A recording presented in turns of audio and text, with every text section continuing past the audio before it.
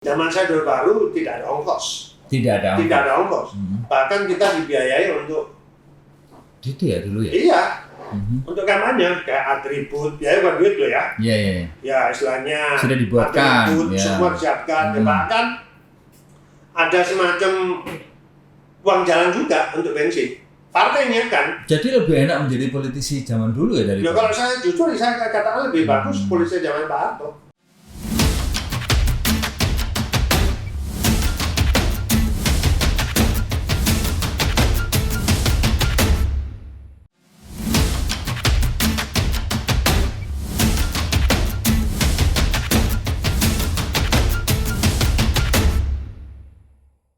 Tuku gelas nang andalas mangan ketan kok nggo telenan. Cakep. Anggota dewan iku wonge akas-akas apa maneh nek wayahe tanda tangan. Mantap. Ya, menjadi wakil rakyat atau sering disapa menjadi anggota dewan ini pada hakikatnya adalah tugas mulia ya. Bahkan tidak banyak orang tahu bahwa bila Anda telah terpilih dan berkesempatan duduk di kursi berputar, menandakan Anda berkesempatan besar untuk masuk surga. Tapi ternyata wakil rakyat ini pada hakikatnya adalah para calon penghuni surga, tapi semua berprosesnya. Nah, untuk itu makanya hari ini seperti biasa, dulur kita akan ngobrol-ngobrol dan seperti biasa juga ada tamu kita yang luar biasa, seorang yang sudah sangat berpengalaman di dunia politik, seorang aktivis, legend lah. Dia memiliki pengalaman yang luar biasa dan kita perkenalkan tamu kita kali ini ada Bapak Freddy Purnomo. Assalamualaikum. Waalaikumsalam warahmatullahi Mas Ana. Mantap. Sehat nggih? Ya, alhamdulillah. Yang penting tetap spirit. Iya, rambutnya masih tetap putih kayaknya. Masih tambah putih. Awalnya masuk hitam. Iya. Makin hari makin. Dulu masih muda, berat badan berapa, Pak? Saya dari ulian umurnya, usia berapa? Oh ya, 35 lah, 35. Kalau 35, berat badan saya sekitar 50 kilo. 50? 50. Serius? Iya, 30. Hari ini berapa? Karena saya dulu kan mantan atlet, saya kan muda kan atlet. Dulu SMA saya termasuk mewakili SMA saya untuk lomba atlet. Alhamdulillah, saya juara 2 untuk Jawa Timur. Luar Itu hobi saya basket. Renang. Nyebrang Selat Madura sudah 2 kali. Waktu hari Armada Timur dulu saya ikut lomba. Jadi ternyata kalau melihat sekarang kan gendut gitu ya. Tanda kemakmuran. Nah ini mungkin karena proses ya. Iya, usia ya. Tapi alhamdulillah saya masih olahraga. Tiap pagi minimal 30 menit, 1 jam saya jalan kaki. Oke. Nah, ada waktu masih basket lah. Iya.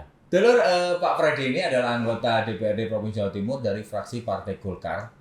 Dan beliau ini sudah beberapa kali menjadi anggota dewan atau wakil rakyat.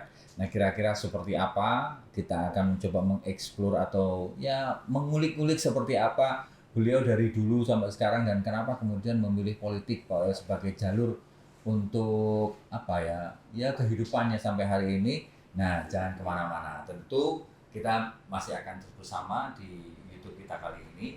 Nang celaket nggawa pickup mangan roti di kancane cewek. Sat sebuat iki podcast interupsi re.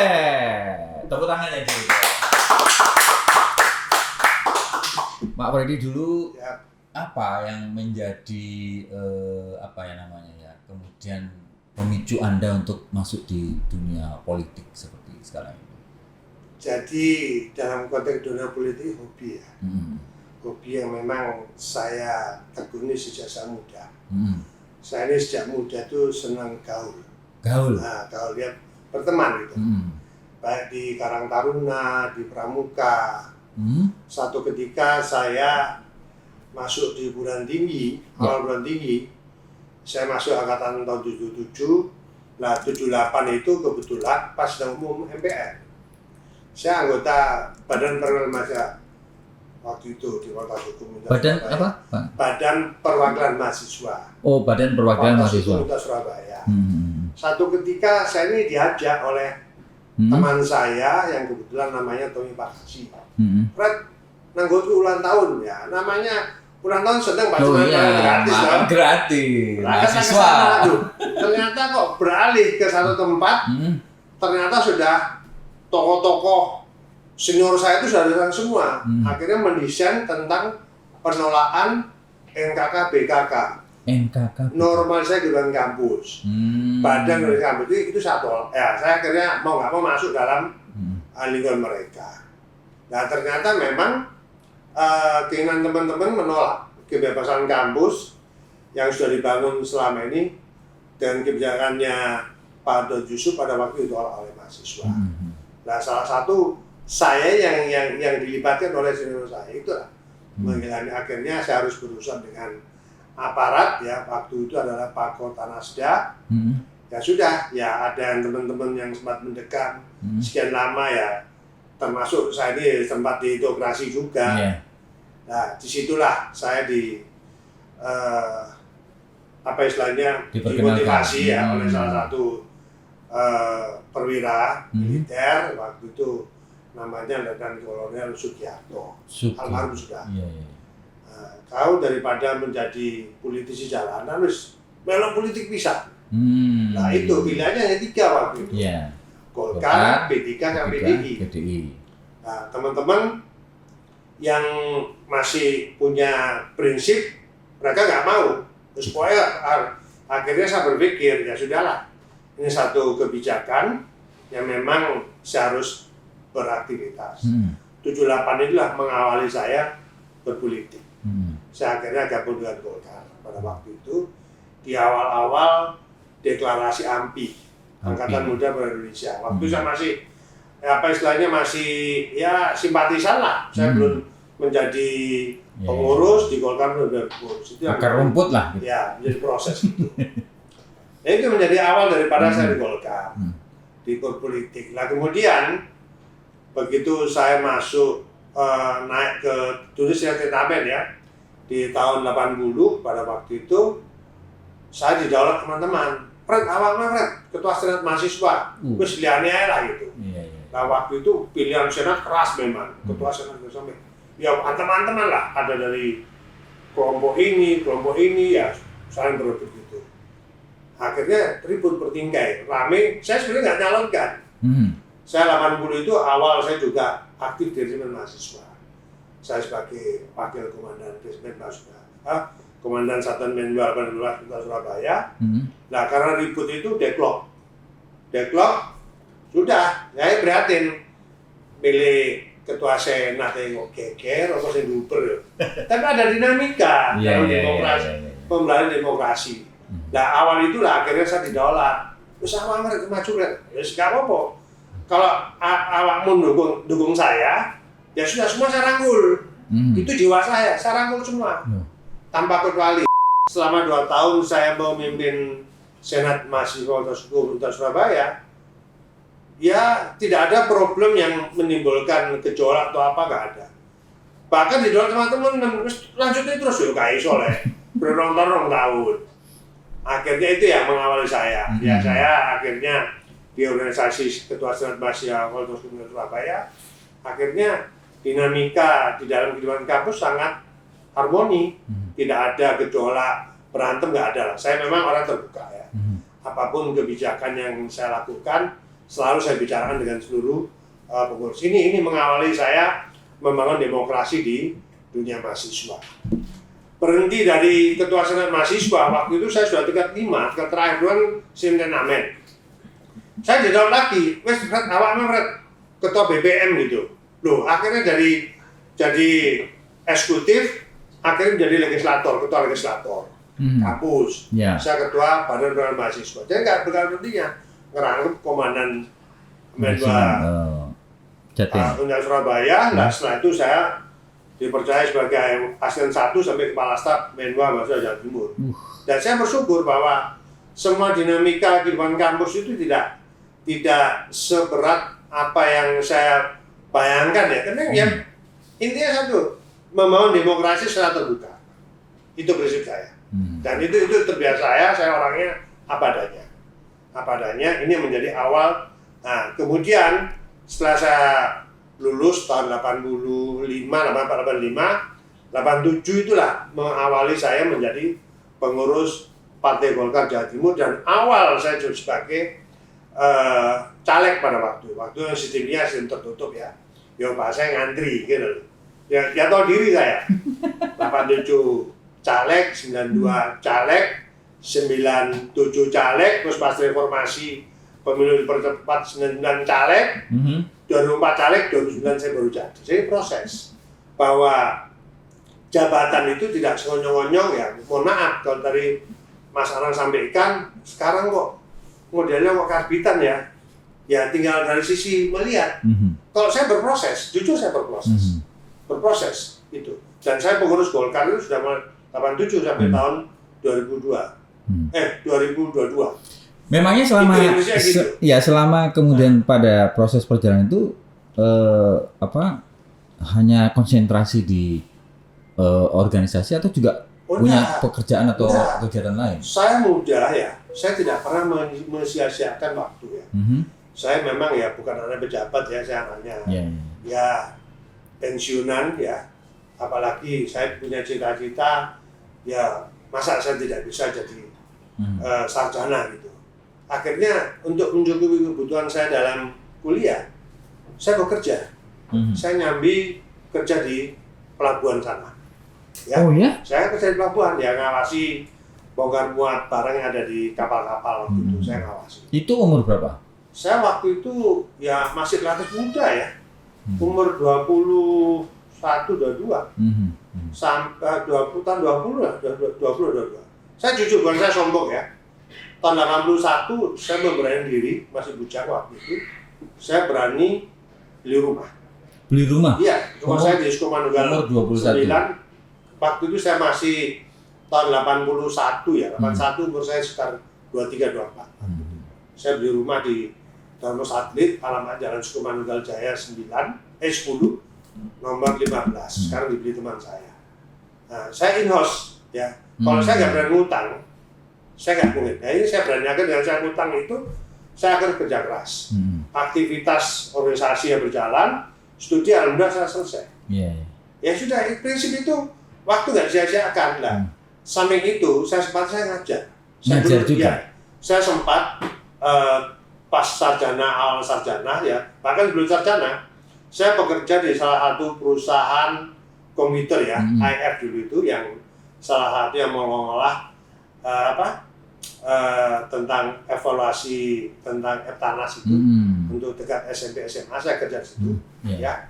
Dan dia juga salah satu distributor daripada perusahaan komputer ya dari Amerika waktu itu. Nah, kesempatan saya pelajari.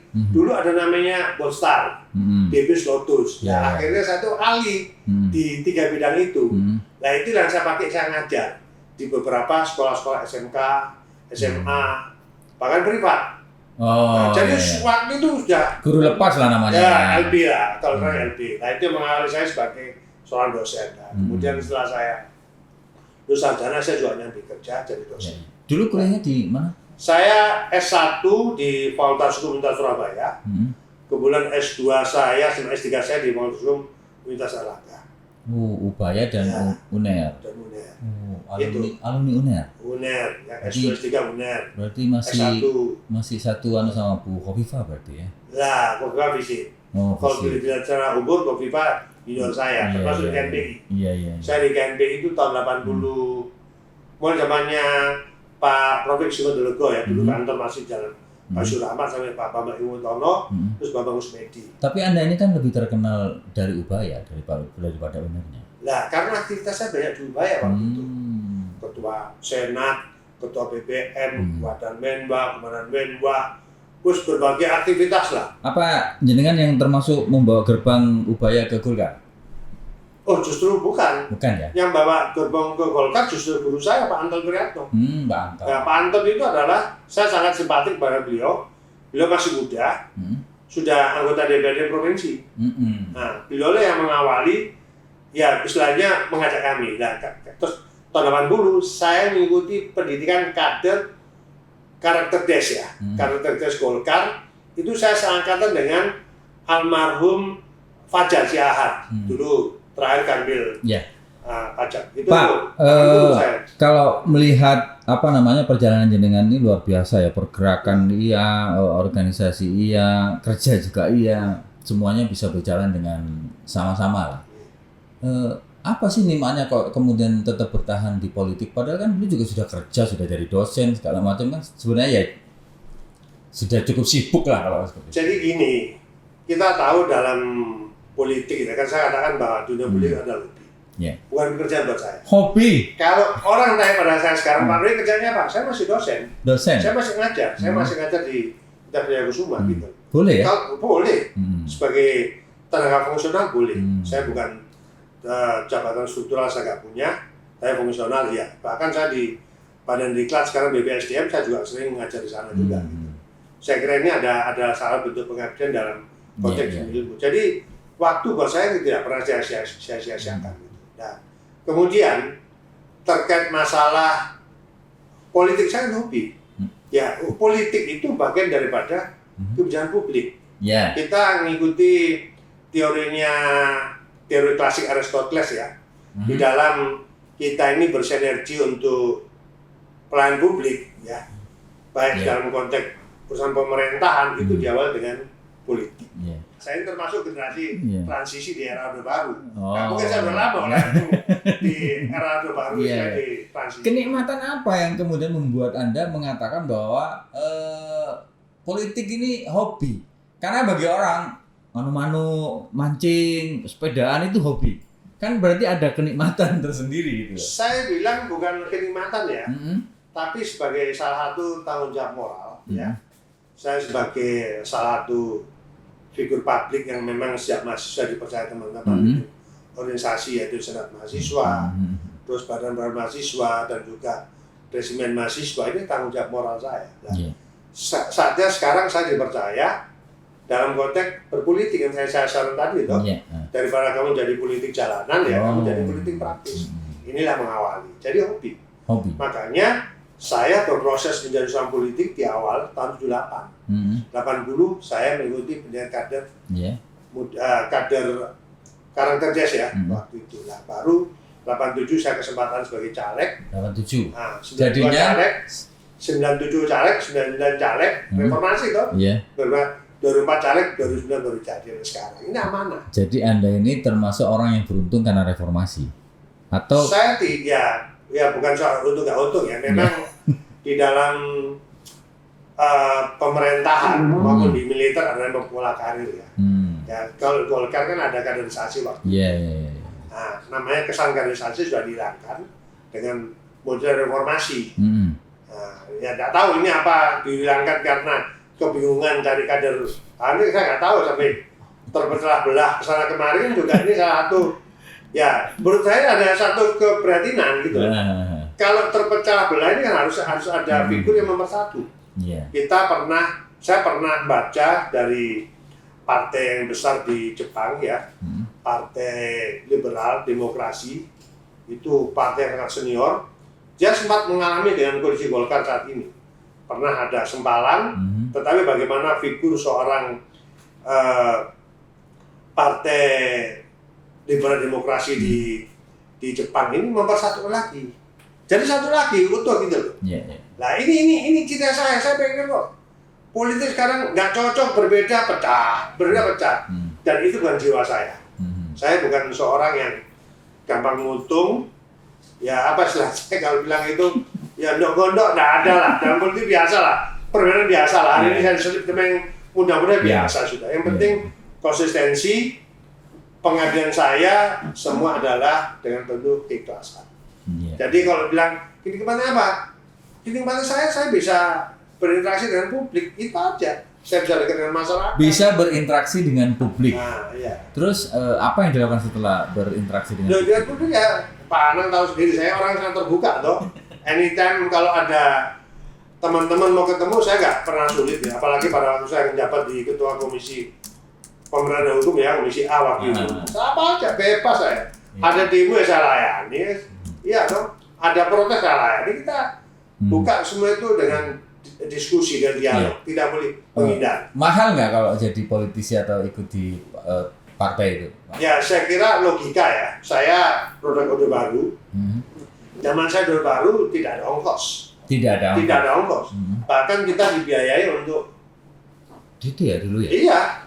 Untuk kampanye kayak atribut, biaya bukan duit loh ya. Iya. Ya istilahnya Sudah dibuatkan. atribut, Ya. semua disiapkan. Bahkan ada semacam uang jalan juga untuk bensin. Partainya kan. Jadi lebih enak menjadi politisi zaman dulu ya dari. Ya kalau saya jujur, saya katakan lebih bagus polisi zaman Pak Harto. Iya. Saya harus bicara jujur. Apapun Pak Harto otoriter, ya toh, dia sangat bijak, ya toh, saya bijak dan terarah dan terukur semua program. Walaupun pada saat itu juga ada orang bilang KKN, tapi nggak separah sekarang.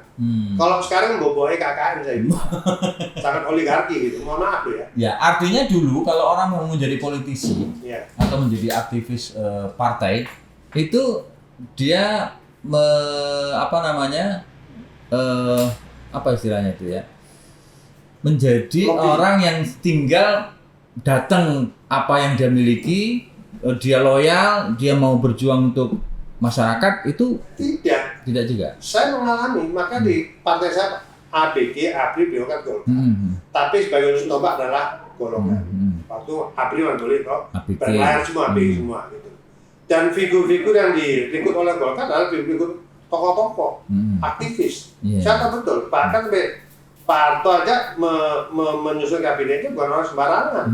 Orang-orang yang lulusan Berkeley, lulusan. Artinya dulu di partainya jenengan itu, orang yang masuk ke partainya jenengan itu adalah orang-orang yang memang sudah teruji di lapangan ya. Oh iya, diseleksi melalui kaderisasi, terus ada namanya screening, ya ada namanya fit and proper test. Ada pembekalan, kalau nggak lulus fit and proper test, nggak bakalan dari caleg. Nggak ada, diuji betul. Litsus ya tau lah kalau Golkar paling anti dengan komunis. Sangat ketat itu screeningnya itu, sangat ketat. Apalagi kalau ada catatan hitam, kejahatan gitu, jangan harap. Itu Golkar gitu. Tapi kalau hanya sekedar kamu sebagai aktivis, demo pemerintah, terus kamu sadar, ya contoh kayak saya sendiri, diterima. Jadi Golkar itu di era Pak Harto tidak harus setelah alergi dengan kelompok-kelompok aktivis. Banyak toh kayak Pak Abar Tanjung, ini aktivis juga. Ya toh, dia sangat terbuka. Gitu. Dulu itu rekrutmennya kayak apa sih supaya kemudian bisa naik jenjang. Jadi Golkar waktu itu terukur ya, terukur, kemudian ya terseleksi, kemudian tidak semua aktivis Golkar pada waktu itu otomatis jadi kalau saya enggak lah dibagi gitu. Kalau memang kamu basicnya misalkan paguyuban pengusaha tertentu gitu ya, nah itu didorong, gitu loh, didorong. Tapi kalau kamu punya basic yang lebih kepada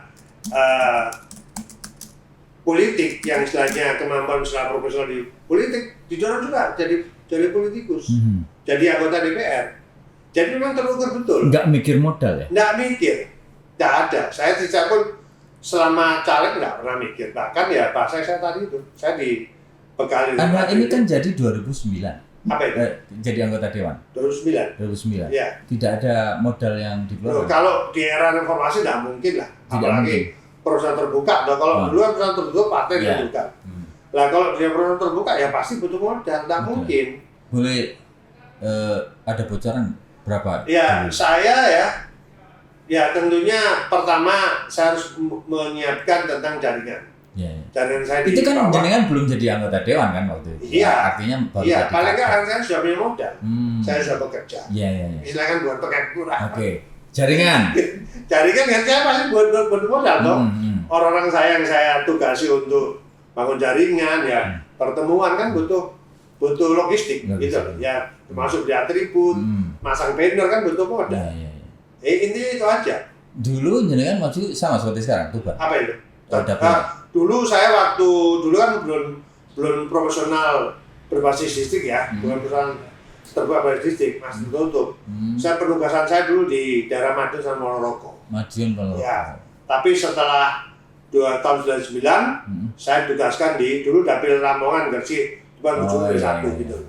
Setelah 2009 terus pemekaran dapil, saya masuk di Tuban Bojonegoro. Masih ingat nggak berapa modalnya waktu pertama kali jadi anggota dewan? Saya kira relatif ya, karena waktu itu alat peraga kan nggak semahal sekarang ya, semua kan berbasis berbasis terukur lah. Waktu itu ya saya tidak tahu pasti dan juga ya ada sumbangan-sumbangan dari teman-teman, saya kira ada. Itu. Kalau pastinya saya tidak ingat ya, tapi pasti butuh modal. Sampai ratusan juta? Waktu awal saya reformasi itu enggak 22 juta. Berapa? 25 juta. 25 juta? Iya. Terus itu tahun 1999, saya ingat. Oh, 99. Terus kemudian tahun 2004, ya saya modal kurang lebih sekitar 100-200 juta. 100 sampai 200 Ya. juta. 2009, ya kurang lebih ya sekitar ya 500 juta lah. 500 juta. Ya. Itu Terakhir pemilu 2019. 2019.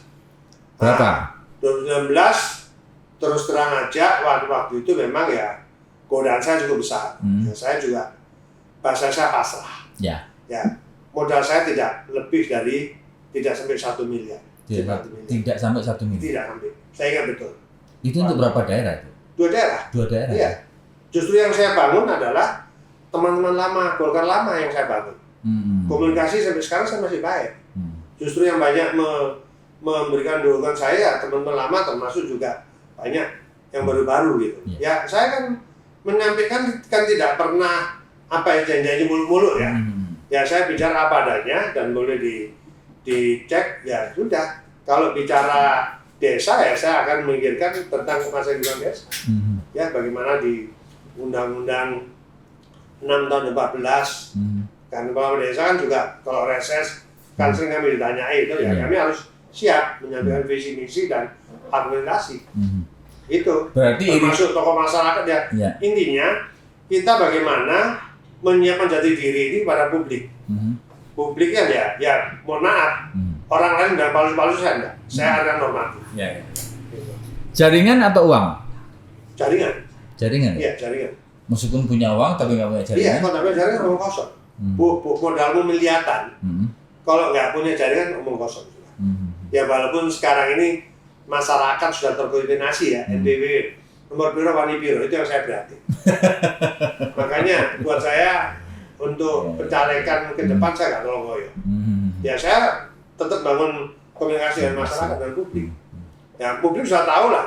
Saya dalam jaring aspirasi ya apa yang bisa saya perjuangkan sesuai dengan kemampuan yang dimiliki oleh pemerintah dan juga kemampuan yang bisa kami kawal sesuai dengan kebijakan yang ada di pemerintah. Ya, jenengan ini kan berada di 2 orde baru sama reformasi. Dulu ketika orde baru paling 25 juta atau mungkin bahkan partai malah membiayai. Kalau reformasi malah kita yang membiayai. Iya. Nah mungkin partai sudah beda ya dulu kan sumbangan, iuran kan lancar. Sekarang kan nggak mungkin. Kaget nggak? Apa ya? Iya dulu nggak ngeluarin, sekarang jadi ngeluarin. Saya nggak kaget. Memang di dalam konteks saya memang basic saya kan hukum ya. Saya biasa membaca teori-teori klasik kayak teorinya Polybios. Dalam sistem demokrasi itu ada semacam bola berputar kayak begitu. Ya. Nah, bagaimana sekarang modelnya tirani, nanti monarki, terus kembali lagi pada sistem republik. Terus itu saya pelajari. Jadi saya kaget. Kalau sistem monarki bagaimana? Itu saya kaget. Jadi buat politis tidak usah kagetan. Sudah tergembleng sejak saya mahasiswa. Saya biasa lah karena dengan sistem demokrasi terbuat sekarang ini, ya tentu kita harus siap mental. Makanya ya saya sejalan dengan pemikiran tentang masalah demokrasinya sudah demokrasi sangat terbuka. Bahkan menurut saya sudah kebablasan. Pak, 1 miliar anggaplah seperti itu walaupun tidak sampai 1 miliar. Itu buat apa aja? Saya jelas ya, memang kita tahu kalau dulu kurs rupiah kan tidak semahal sekarang. Harga-harga karena masih murah. Kalau dulu saya buat banner per meter masih 10.000. Sekarang berapa banner? 30-40 ribu loh. Banner per meter. Ya otomatis kan mengikuti deret hitung. apa diukur aja itu ya, Iya. naik gitu. Kan ini gitu. Nah ini ya terus nanti kita bentuk jaringan ya, jaringan yang di apa kami miliki. Nah angka segitu tuh Pak Anang tanya dari mana gitu. Iya. Waktu itu saya jujur aja ya, di era 2014-2019 waktu saya ketua komisi A, saya memperjuangkan bagaimana dan bakal naik. Dan saya pernah mengadakan forum senioritas DPRD Provinsi Indonesia datang Pak Cahyo Kumolo. Bahkan pada waktu itu kita juga sangat minim tentang masalah tunjangan untuk DPR. Nah akhirnya zamannya Pak Cahyo bilang ini harus kita naikkan, ini halal. Jadi dulu Pak Cahyo karena background beliau adalah seorang aktivis politik yang saya kenal beliau sejak dulu di Jawa Tengah. Terus jadi Mendagri, saya sampaikan. Itu supaya butuh ongkos gitu. Makanya waktu saya ditugasi Pak Alim, Ketua DPRD, waktu mengawal dana banpol pada waktu itu, saya kira sangat rasionalitas ya. Waktu itu kami rekomendasi hanya 2.500. 2.500. Awalnya 115, saya hanya bicara provinsi ya. Terus terus waktu saya ke Jakarta waktu rapat dengan jajaran terkait di Mendagri, jangan 2.500, ada yang bilang terus dari ya KPK ya, naikkan 10.000 aja. Tapi dari Menteri Keuangan jangan Pak, tidak semua daerah punya kemauan sama. Akhirnya bertahap 4 tahun ke depan 1.200, jadi 115, 200 naik 10 kali lipat. 10 kali. Nah, dulu Golkar hanya 200 juta, dapat sampai 2,5 miliar. Sekarang Pantol ya. 2,5 miliar. Sekarang 5 miliar. Saya terbuka aja ya.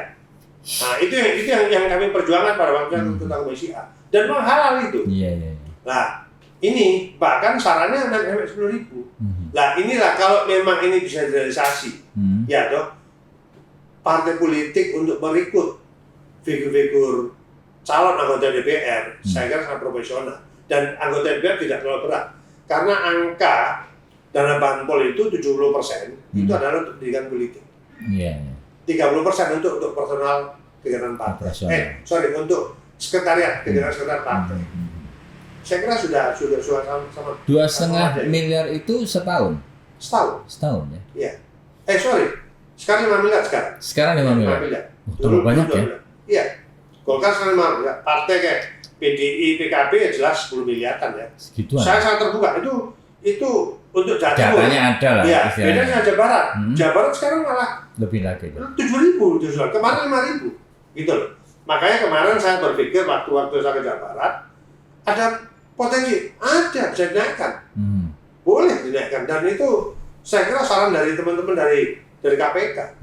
Bahkan pakai KPK pada waktu itu matok 10.000 dan bantul itu. Harusnya 10.000. Ya, tapi karena dari pihak Menteri Keuangan, Pak jangan semua daerah kemampuannya itu tidak sama. Kalau Jawa Timur berapa? 1.200 kan 2.500. Bisa nggak dinaikkan berarti? Oh bisa. Sangat ya? Masih bisa. Tergantung nanti kesepakatan dari teman-teman anggota DPRD dengan eksekutif.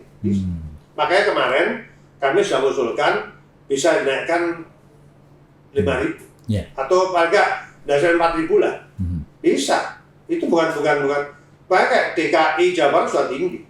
Apalagi Jawa Timur mampu. Apalagi sekarang dengan Pilpres 33 ya toh. Otomatis keberadaan anggota DPRD memang sangat minimalis dibandingkan di periode saya kemarin. Nah, makanya yang harus di balance adalah dana banpol. Jadi dari kunker 3 hari 3 juta sekarang cuma dapat 500 rupiah. 500.000 rupiah.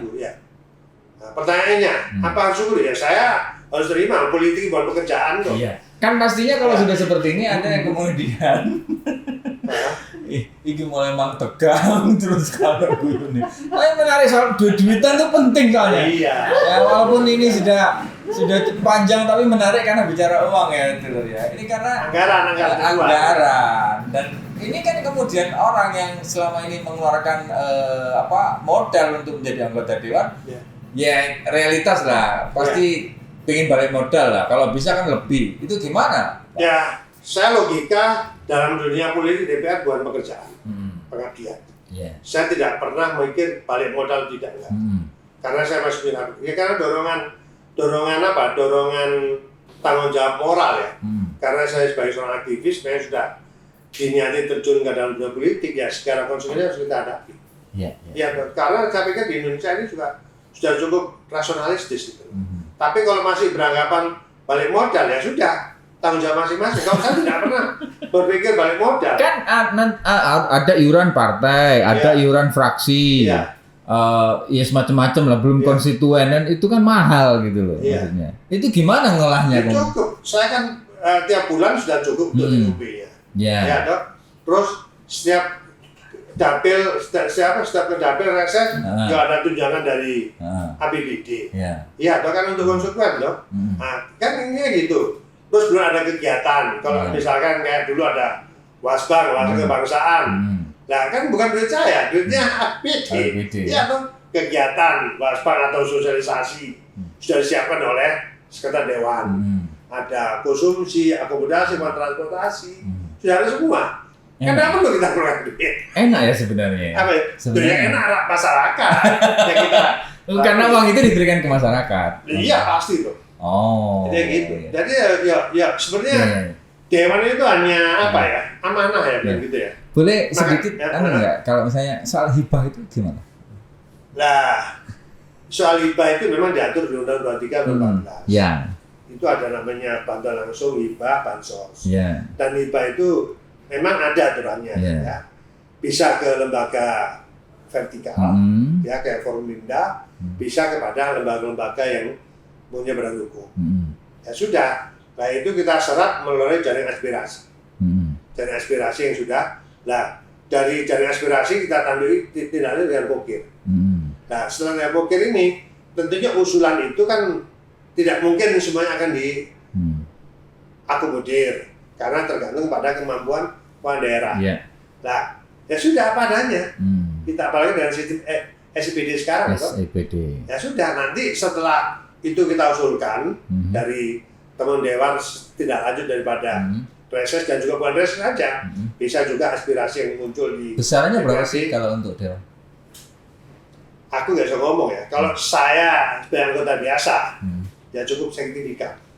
Tapi yang jelas untuk anggota itu 10. Tidak harus gitu. Tergantung kemauan daerah. Ada kalanya 5. Itu bukan dalam artian plotting loh ya. Istilahnya pagu. Dan saya nggak pegang duit. Saya hanya merekomendasi aja. Kalau misalnya saya anggota, saya merekomendasi aja. Nah nanti hasil usulan kami yang melalui SPD, kalau saya SPD, kalau dulu masih manual toh, nanti dari dari dinas terkait akan memverifikasi. Prosesnya gimana sih, Pak? Karena yang ada dalam pikiran banyak orang, misalnya dapat 10 M lah kan, anggap seperti itu ya. Kan dalam pikirannya, anggota dewan ini duitnya kayak 10 miliar. Itu sebenarnya prakteknya kayak apa? Bentuk duit gelondongan atau seperti apa? Seperti apa? Duit itu masih ada di eksekutif. Kita nggak pegang duit cash. Kita hanya merekomendasi aja. Gitu. Merekomendasi sesuai dengan aspirasi yang kita dapat dari masyarakat. Nah, tidak dengan angka harus 10 gitu loh. Misalkan, ya tergantung. Kita lihat nanti verifikasi, kan ada diverifikasi oleh SKPD ya.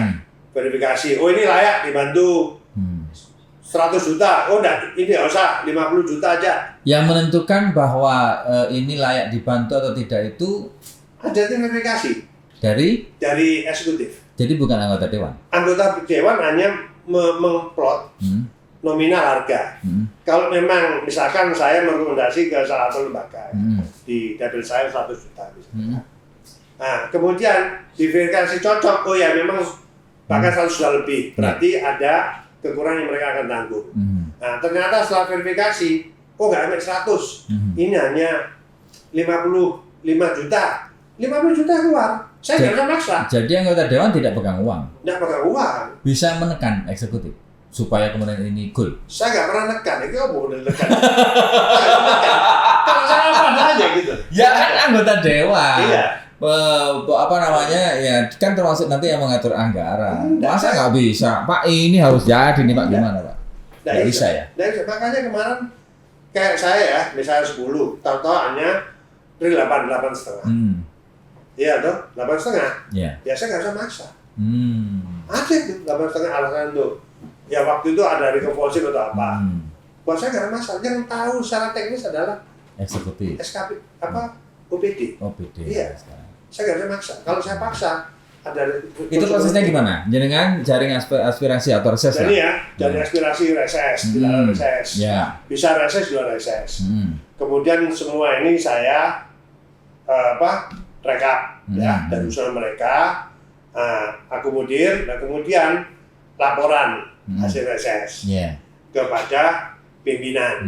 Nah nanti secara kolektif dari dapil saya misalkan ada berapa anggota DPR misalnya 7. Macam-macam, ada Golkar, PAN, PDI, kayak macam-macam ini harus dikirim ke pimpinan. Ya, toh? Nah sekarang melalui SKPD. Nah itu pun bisa saya tolak, bisa saya tambah di luar reses. Bisa aja di luar reses toh. Usul Pak Freddy ini saya butuh rehab kampus misalkan. Apa boleh gitu loh. Yang penting sesuai dengan schedule tahapan masuk dulu kan. Masih belum SIPD kan bisa sampai bulan Juli ya, Agustus baru pembahasan. Sekarang nggak bisa. Sekarang dari awal April sudah harus selesai. Gitu. Makanya aspirasi ini bisa yang hasil reses tahun sebelumnya, yang belum terakomodir, yang belum terreses, lagi bisa. Tidak ada masalah. Yang penting yang menentukan tetap eksekutif melalui verifikasi. Ya. Verifikasi. Makanya kayak peristiwa kemarin saya juga nggak tahu ya sampai ya saya nggak ngerasani lah itu urusan mereka masing-masing lah. Tapi kalau bicara secara normatif ya itu tadi saya sampaikan dari hasil aspirasi dibawa di dalam laporan reses terus kemudian muncul pokok-pokok pikiran dan pokok-pokok ini terus nanti akan dikirim ke eksekutif. Proposal ya? Belum, masih SPD. Setelah selesai dilakukan verifikasi, ya toh, baru yang bersangkutan, yang punya proposal ini, bawa sendiri ke OPD, bukan saya yang bawa. Saya nggak pernah bawa proposal. Dulur, ya seperti yang saya bilang bahwa kita juga mempersilakan Anda yang mau UMKM yang mau berpromo di sini, silakan. Seperti ini misalnya ada Sumpiaku, ini produk makanan ringan ya. Gimana Pak Freddy? Gimana? Nah, Sumpiaku ini nanti bisa kalau Anda ingin memesan karena ini sudah mau hari raya, ini kan puasa setelah ini ya.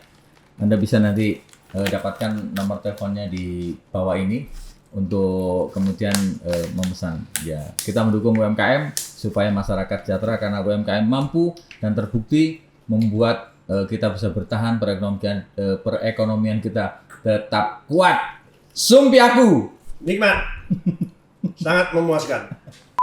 Ya Pak Freddy, jenengan kan anggota DPRD Provinsi Jawa Timur. Nah, apakah hibah ini kemudian hanya di dapilnya jenengan atau seperti apa? Bisa lintas dapil? Jadi gini, kita tahu bahwa saya anggota DPRD Provinsi Jawa Timur.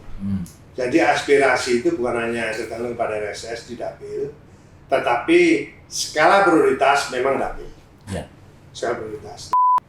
Sebelum terakhir, Anda ini kan dikenal sebagai vokalis di Dewan. Dulu. Enggak. Sekarang kok duduk tenang ini ada apa ini? Jadi ini ya, saya tidak vokal ya. Makanya saya bilang parli bicara. Kalau anggota DPR tidak bicara, bukan parli. Parlemen DPR ada parli. Itu banyak bahasa Yunani. Makanya kalau ada sesuatu yang pandang memang tidak sesuai dengan kompetensinya, tidak sesuai dengan regulasinya, ya apa tidak boleh saya bicara. Berpendapat toh. Nah, dan saya kira sampai terakhir kemarin walaupun saya nggak punya jabatan, nggak punya jabatan, keberadaan PLH sama Heru, saya kurang apa? Saya datangkan baik-baik Heru saja ngomong, kayak isu gini-gini. Enggak, gubernur. Aku juga gubernur. Ini terjadi sesuatu yang timbul. Akhirnya saya buat satu kajian, 7 lembar saya buat. Kan saya bagi teman-teman tuh, semua dasar buat saya sok pinter enggak. Saya ingatkan, akhirnya menjadi benar tuh. Akhirnya tim dari Mendagri turun, inspektorat, dirjen turun, dan memang tidak boleh. Nah, kevokalan saya macam-macam ya, karena ya itu tadi. Sekarang kalau nggak vokal, memang ya apa ya? Kemudian saya nggak punya jabatan, saya kira ya sama aja kalau teman-teman media ke saya tetap komentar dong sesuai dengan apa? Dengan kompetensinya. Ya kemarin memang pandemi kan cukup lama, ya mungkin suara saya juga tidak baik dengan. Berarti kalau mau keras atau mau vokal harus jadi pejabat dulu dong? Ya enggak dong. Enggak juga? Enggak harus. Enggak harus ya? Iya, orang berpendapat kan tidak harus menjadi pejabat. Iya. Selama kita tahu, argumentasi kita jelas, sesuai dengan norma atau akidah yang benar, keyakinan kita, lakukan. Enggak apa-apa. Iya, iya. Tapi bukan terus istilahnya asal bunyi, karena dasar ya. Ya kita malu kalau terus nanti pertentangan malu, biasalah. Perbedaan biasa, walaupun sekarang saya sering kritik anak-anak, wah Pak begini ya terserah, jangan mau diri saya. Apa terserah, tapi saya punya pendapat biasa. Dalam dunia demokrasi perbedaan itu biasa. Tidak harus sesuatu yang memang harus berbeda. Gitu. Terakhir Pak Freddy, jenengan kan merasakan bagaimana masa Orde Baru dan mana masa reformasi. Reformasi itu terjadi kan karena ingin ada perubahan yang lebih baik. Sudah benarkah hari ini reformasi sesuai dengan yang diharapkan oleh masyarakat? Jadi saya melihat saya pribadi ya, saya setuju dengan ada perubahan. Kalau stagnan selama panjang saya kira juga nggak baik. Tapi perubahan sekarang ini menurut saya sudah kebablasan. Kebablasan nggak terukur. Yang saya agak prihatin sekarang ini bukan menganggap bahwa saya paling baik, paling benar, tidaklah. Nah, dunia sekarang sudah akan terbuka. Makanya terukur. Ya, itu harus dilakukan. Sekarang kan apa yang terjadi? Semua melakukan sesuatu yang dengan cara kekerasan ya saya sedih. Ya, atau kayak kemarin kejadian putranya salah satu pejabat pajak. Ini kan bibit-bibitnya nggak baik. Ya, toh. Saya sebagai orang tua ya. Kalau sampai anak kebablasan, anak semena-mena, bukan pamer kekayaan loh ya. Itu urusan lain lagi. Ini sudah bibit-bibit yang tidak baik. Karena apa? Kita sebagai seorang praktisi, ya toh, walaupun di dalam forum politik maupun DPR karena kita berdebat keras, perdebatan itu jangan sampai menimbulkan fisik. Kita perdebatan itu harus diargumentasikan sesuai dengan akal pikiran yang sehat. Kalau Rocky Gerung begitu. Nah, itu yang saya lakukan. Makanya kalau misalkan saya berpendapat terus di telepon teman-teman soal ini, ya tidak apa-apa, saya nggak tersinggung. Jangan sampai membuat amarah, nggak ada. Nah, kalau dulu saya dibilang vokal, saya kira enggak lah. Memang saya berpendapat. Dan saya berpendapat tidak asal asbun, tentu dengan berbagai masukan, pendapat, dan saya dengar dari beberapa pihak itu pernah saya alami dulu. Gitu. Jadi sekali lagi ya. Politik itu tadi, apalagi politik sudah di parlemen, parli bicara. Makanya para politisi yang di parlemen bicaralah sesuai dengan akal pikiran yang sehat. Iya. Nah, berarti yang tidak bicara karena tidak hobi gitu Pak ya? Ya, Anda bisa dilihat. Saya menilai selatan ya, juga apa sih? Hobinya tidak bicara, hobinya ya hobi lah ya. Hobi ya dong. Hobinya diskusi. Karena nggak ada perubahan Mas Anang. Pokoknya saya mulai mahasiswa sekarang ya sudah kayak saya apa adanya gini. Iya, dan saya orangnya sangat terbuka. Tidak ada sesuatu yang yang sampai saat itu nggak ada. Iya. Ya, yang penting nggak hidup. Ya kayak hidup saya mulai masih begini sudah. Iya. Freddy Purnomo, anggota fraksi Partai Golkar DPRD Provinsi Jawa Timur. Pak matur nuwun ya. Sudah. Terima kasih ya. Ini Mas Anang, banyak acara ya, tapi kita paksa untuk kita kesini dan beliau menyempatkan diri. Banyak sekali acaranya. Yang penting ya itu tadi. Solidaritas, ya toh, keberagaman, terutama amanah, di mana kita duduk dalam satu institusi. DPRD ini kan sudah milik bersama. Ya kita jaga, kita kawal bersama lah, terutama untuk membawa nama baik Jawa Timur di publik. Itu aja bersihkan. Perbedaan apapun juga monggo lah. Biasa. Ya. Yang penting korupsinya berhenti. Ya, saya setuju. Matur nuwun Pak Freddy. Terima kasih Mas Anang, terima kasih semuanya. Ya, mohon maaf mungkin ada hal yang kurang berkenan. Terima kasih. Wassalamualaikum warahmatullahi wabarakatuh. Merdeka. Waalaikumsalam warahmatullahi wabarakatuh. Merdeka. Merdeka. Matur nuwun, kita jumpa lagi di podcast kita mendatang. Instruksi Rek. Tepuk tangan.